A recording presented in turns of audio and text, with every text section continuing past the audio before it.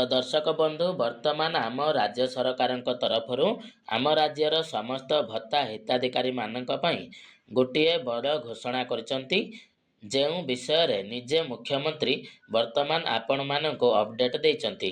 तबे चलंतु आमे डिटेल्स रे जानिबा जे वर्तमान भत्ता हिताधिकारी मानक नै कि सरकार तरफ केउ बड़ अपडेट टी आसीची एवं केउ मानक वर्तमान एहार लाभ मिलबाको जाउची। निश्चित भाव में वीडियो को शेष पर्यंत देखिए एवं ता सहित वीडियो को गोटे लाइक करके चैनल को मध्य सब्सक्राइब करनेबे।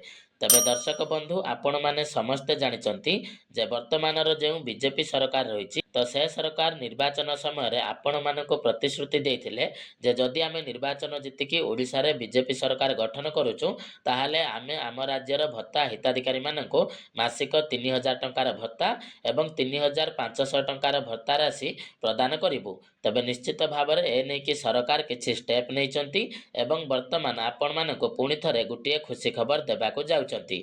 तबे अपडेट कौन रही एवं मुख्यमंत्री ए बाबद कौन सूचना देइचंती चलंतु आमे वर्तमान ता उपरे नजर पकाइबा।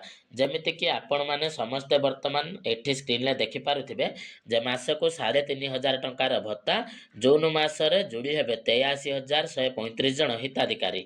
तो आपण मानक भितरु अनेक सारा एमिति लोक थिले जे माने कि भत्ता पाउथिले एवं सेमाने आमको विभिन्न समय प्रश्न पचारुथिले जे भाई वर्तमान मोर बयस 80 वर्ष रु अधिक हो जाइछि एवं किए कहूछि जे मु 80% रु अधिक दिव्यांग अछि किंतु वर्तमान सुधा भी सरकार तरफ मते मासिक 3500 टंकार भत्ता राशि दिया जाउ नाही।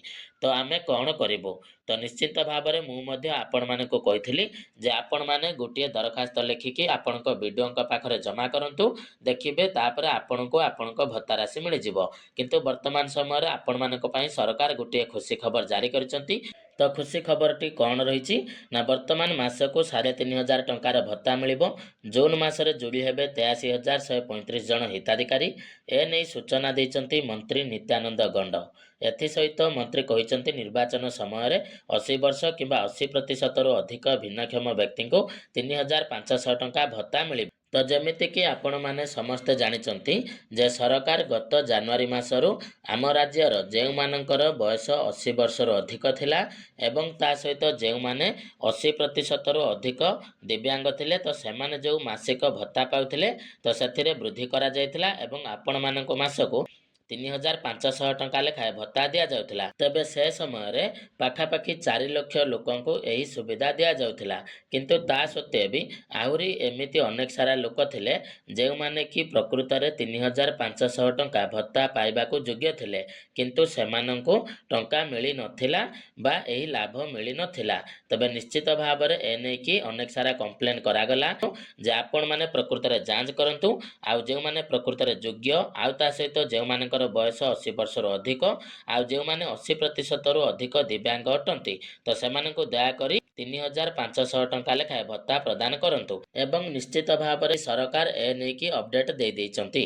तो अपडेट कौन रहिला ना वर्तमान समय आपणकर जो आगामी जून मासरे पाखापाखि आहुरी 83,135 जन लोकंको एही भत्ता योजना रे शामिल करागला अर्थात जो मानको जून मासरु मासको 3500 टंका लेखाए भत्ता मिलबाको जाउची। किंतु वर्तमान एठी आ गुटिए प्रश्न आसीबो जे आउरी आमर नॉर्मल भत्ता हिताधिकारी माने जो रहिले तो सेमानको सरकार केबे मासको 3000 टंका भत्ता प्रदान करिवे।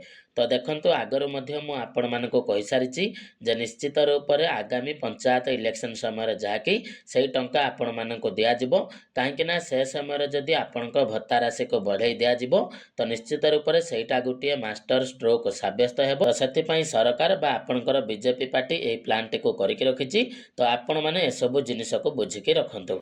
तो निहाती भाव में जो मानकर बयस 80 वर्ष रु अधिक जो माने आमर वरिष्ठ नागरिक रहिचंती किंबा जो माने 80% रु अधिक दिव्यांग रहिचंती तो वर्तमान सेमानंको जून मासरु 3500 टंका भत्ता मिलिबो ए नै कि सरकार अपडेट देइचंती।